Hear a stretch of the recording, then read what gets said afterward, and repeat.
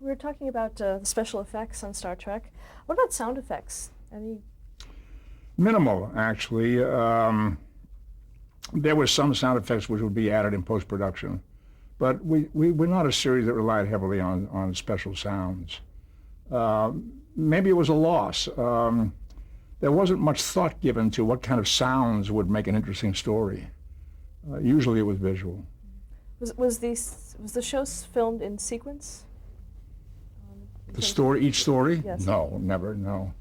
It's not economical to shoot film or television that way. The economy of the business is such that once you're in a particular set, you shoot all the scenes that take place in that set, even though they're out of order chronologically. The story might open in this particular set and close in this particular set. You would then shoot the first and the last scene of the movie on the first day, and then start shooting some of the other scenes the next day. Talk a little about the set. How was that designed? The bridge set was, of course, our most prominent set and most heavily used. It was made in sections like pieces of a pie, so they all fit in to make this circle. We very rarely had the entire pie in place, very rarely. Usually there was an open section that we were looking at where there was supposed to be a viewing screen, and then later they would shoot images of that viewing screen of what we're seeing on that viewing screen. Very often the screen wasn't in place. Camera would be there and crew would be there shooting in towards us into the set. What about things like the doors and? Doors were manually operated. There was a good sound effect given to them, a whoosh kind of sound when they opened and closed, but there was no sound to them when we were making the show, we were filming the show, and there would be somebody hidden behind the set who actually had a lever to pull to close, or get the door manually and just pull it open and push it closed on cue. Were there a lot of budget considerations? Very much so. Star Trek was done on a very, very tough, very tightly controlled budget. Very fast shooting schedule. And my understanding, although I wasn't privy to it because I wasn't a producer on the show or even a director or anything, I was just, I was hired as an actor. My understanding was that the show had to be sold at a very low price, otherwise the network wouldn't buy it.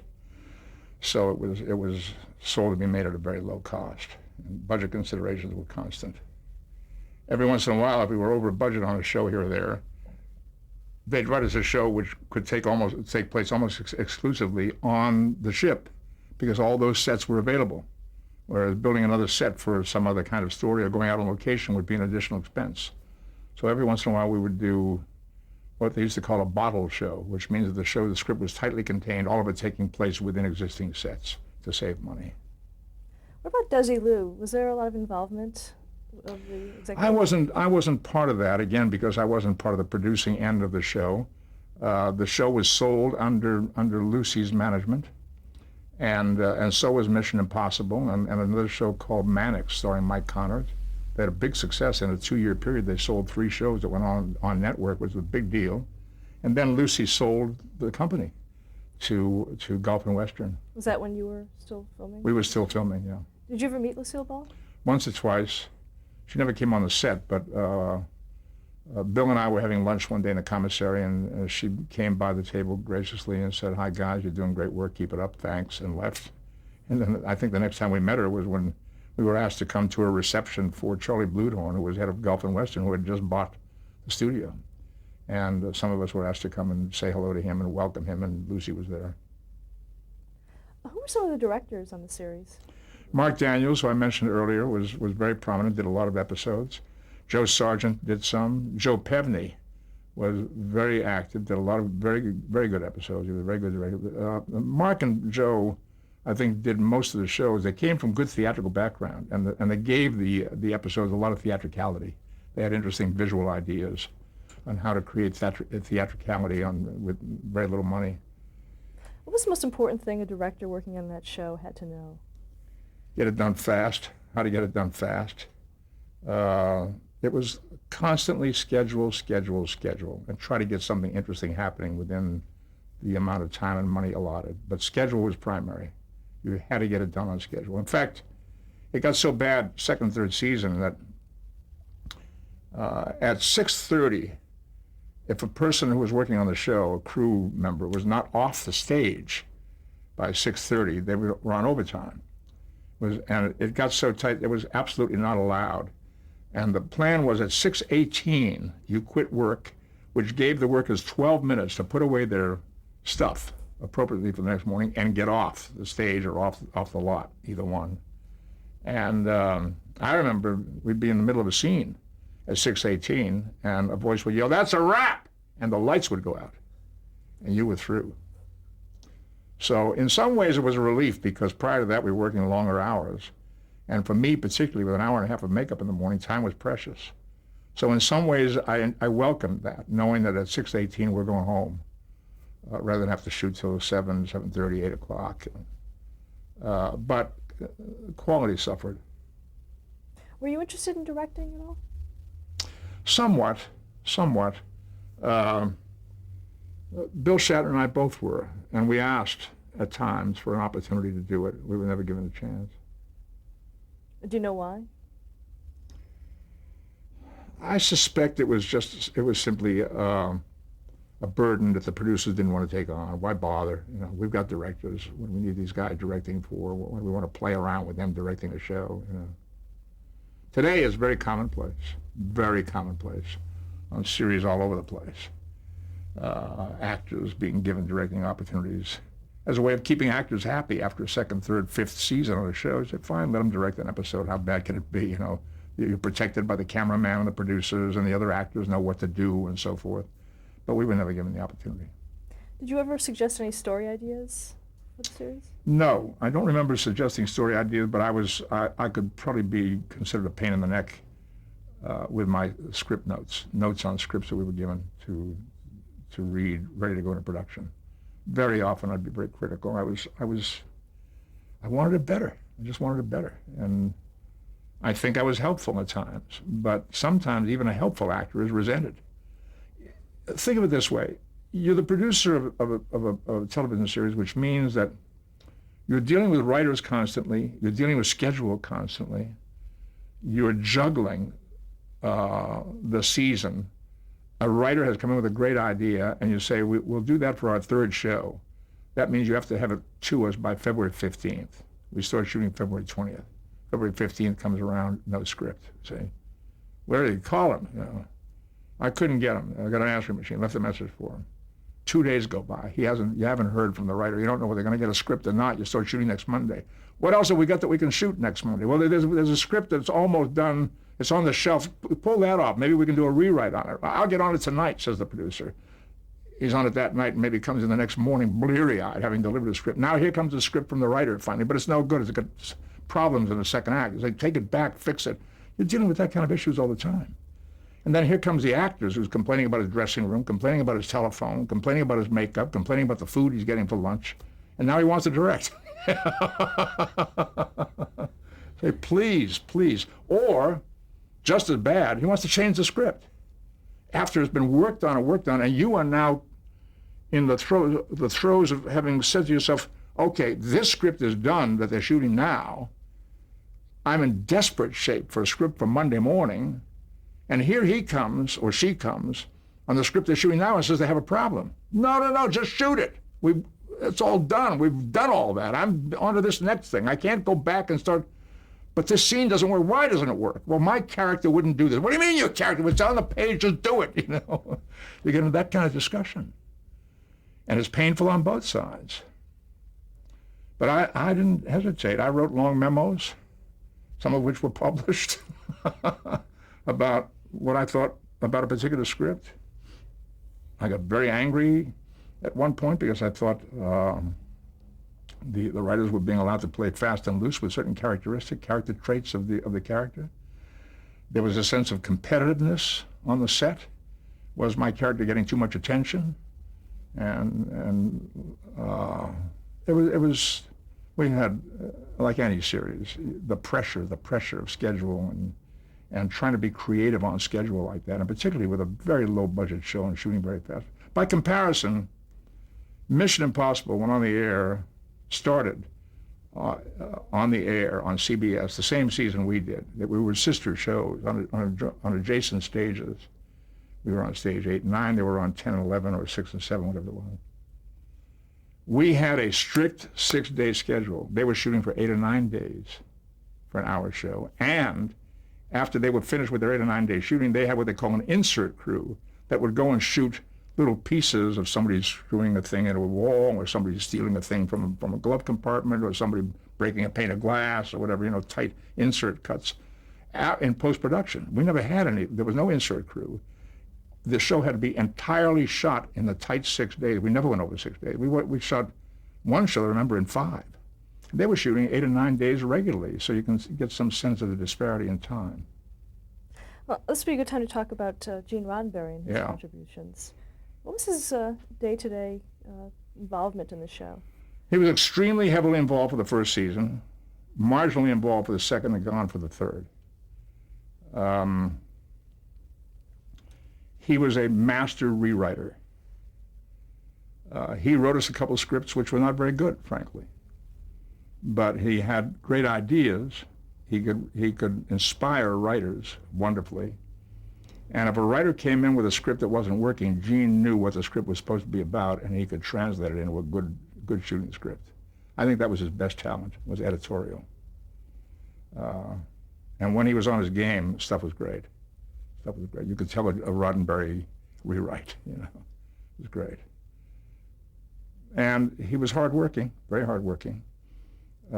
He was inclined to do all-nighters, sit down in that office when everybody else went home at 6:30 or 7 o'clock and start. And sometimes leave the studio at 2 or 3 o'clock in the morning, and sometimes leave when we arrived for work the next morning. Here's the script, and he'd go home and go to sleep. What about his vision for the show? Vision was very good.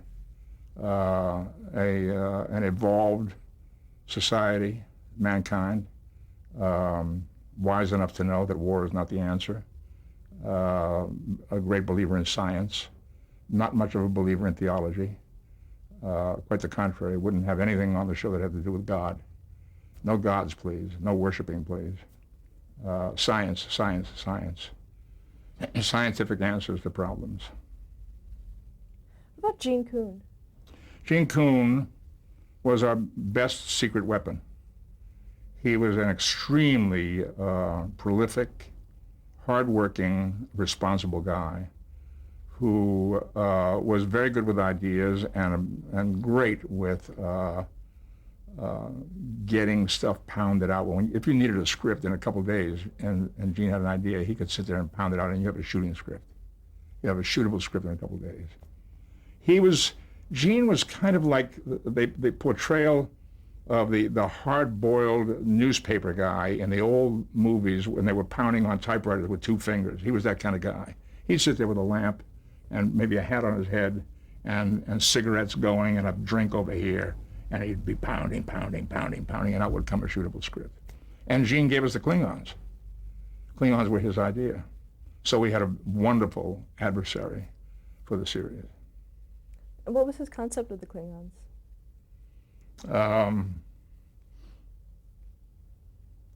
Totally irrational warrior race, believing only in conquest. Trust no one, not even your fellow Klingon. Trust no one. Destroy whatever gets in your way. Paranoid, suspicious, tough. That's a Klingon.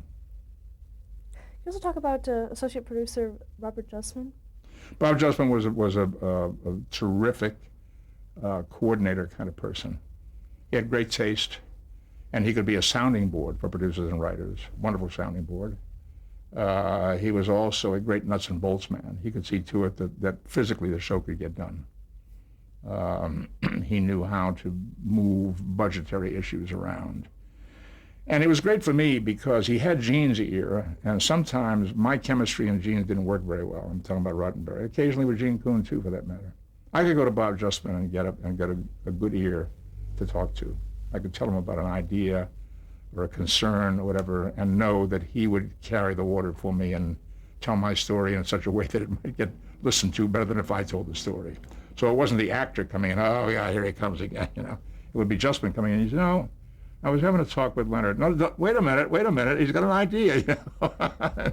And he would help me a lot. He was very helpful. And there was the executive from Desilu, Herbert Solo. Herb Solo was one of the people who was involved in selling the show. I don't know really that what his involvement was with making the show. He may have had conversations. I think he claimed that the show was originally his idea, or it originally came to him in another form, and he was important in helping shape it, and that may very well be. I don't know.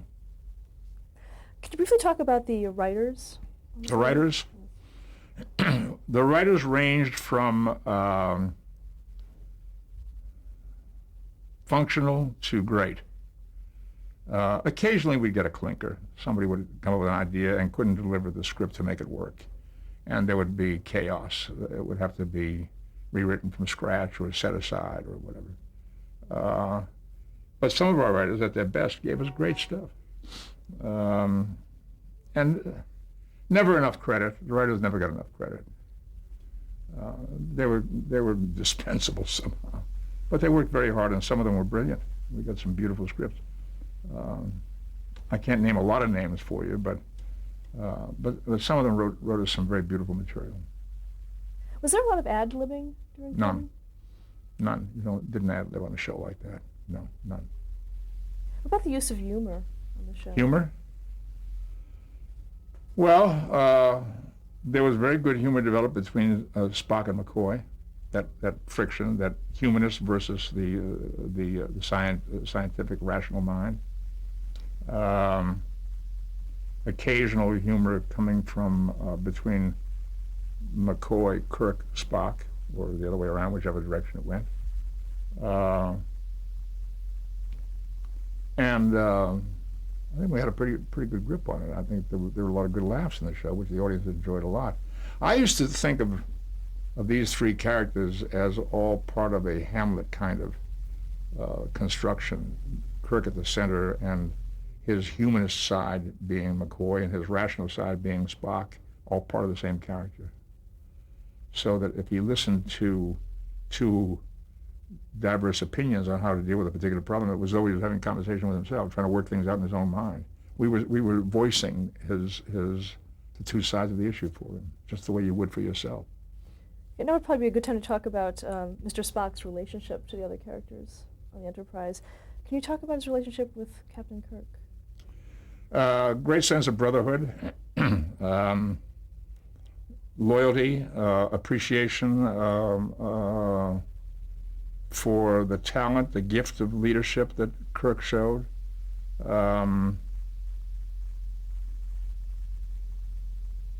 What else was there to say?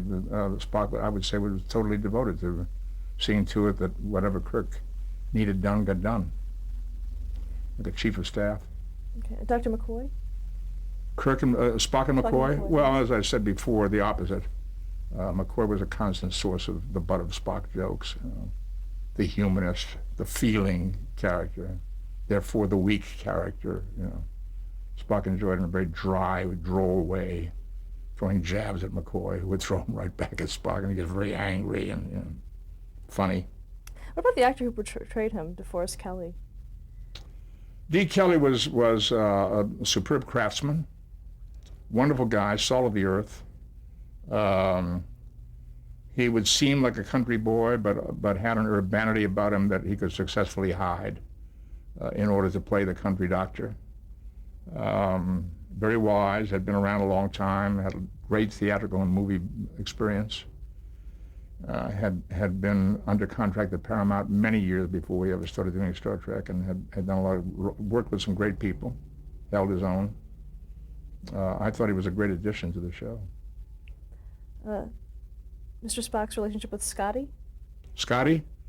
A mutual sense of appreciation for Scotty's craftsmanship, his engineering abilities.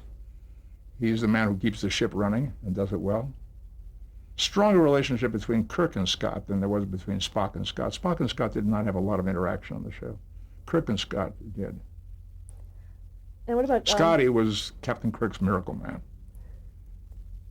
And James Doohan portrayed him. Yeah. Affable, charming, energetic, life-loving, lusty guy.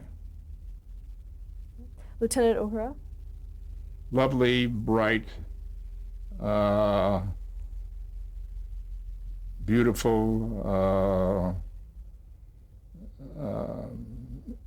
energetic, interested, passionate lady. And Nichelle Nichols, who portrayed her. That's Nichelle. I just described Nichelle. Okay. Mr. Sulu? Mr. Sulu, very functional, very by the numbers, but with a passionate, hidden, secret life, a desire to be a flamboyant swashbuckler behind this very, very conventional facade. And George Takei, the actor portrayed him. Same thing. And Pavel Chekhov? Chekhov, a Russian dour nature, and I'm talking about Walter too, pessimist by nature, a worrier by nature, good-hearted, good-natured, decent, loyal, hardworking, and worrisome. And the actor William Shatner? Energy personified, a ball of energy, constantly looking, digging, searching, let's try this, that, extremely energetic, which gave me a place to exist as Spock, much more so than I ever would have had with all due respect to Jeff Hunter, who was the original captain, Captain Pike. Much more so. Pike was, Jeff Hunter played Pike as a thoughtful, much more introverted person.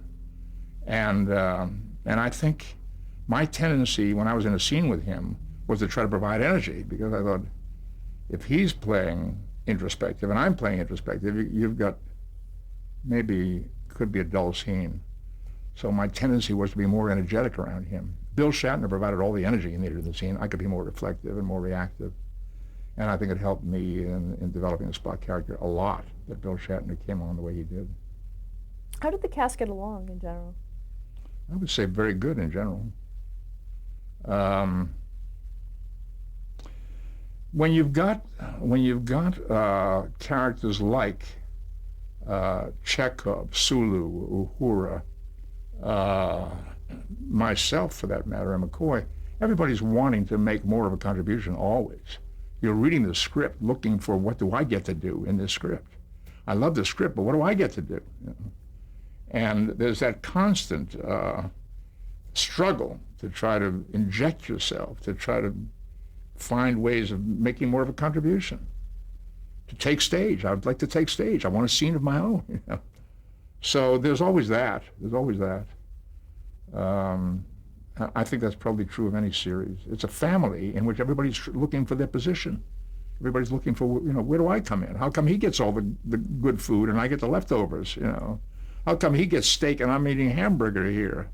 How come she's got the good potatoes? Mine are cold, Mom, It's all family stuff. What did the producers try to accommodate that? If possible, yeah. Typically, producers will make promises which they sometimes can keep and sometimes can't. Oh, you'll have a show that's about you. We'll write a show about Uhura. We'll write a show about Chekhov. Maybe it happens, maybe it doesn't.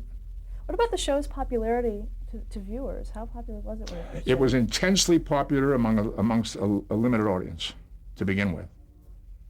The people who loved it were fanatical about it. Not an awful lot of people caught on to the show early on. Scheduling was a big problem. The people at NBC, in my opinion, didn't get the show that they had anticipated. They were looking for a rock'em sock'em space fights and battles show. The nature of the show, because of budget and Roddenberry's style, was not about that. And I think they were disillusioned or disappointed with the show, frankly. So they didn't give it an awful lot of promotion in the first season. Second season, they scheduled it very badly. They kept scheduling it at worse and worse time slots, almost as if it were going to be a self-fulfilling prophecy that the show wasn't going to work. So they weren't terribly supported. And they canceled the show at the end of the second season. There was a tremendous outcry from this very vocal audience And they put the show on for one more season, but as if to prove that the show couldn't do well, they put us on at 10 o'clock on Friday night, date night. All of our audience would be out, not watching television. And sure enough, the show did dismally in the third season. Never was a big hit, but it did even worse in the third than it had done in the first or second, and we were gone. That was the end of it. Let's stop here to change the tape.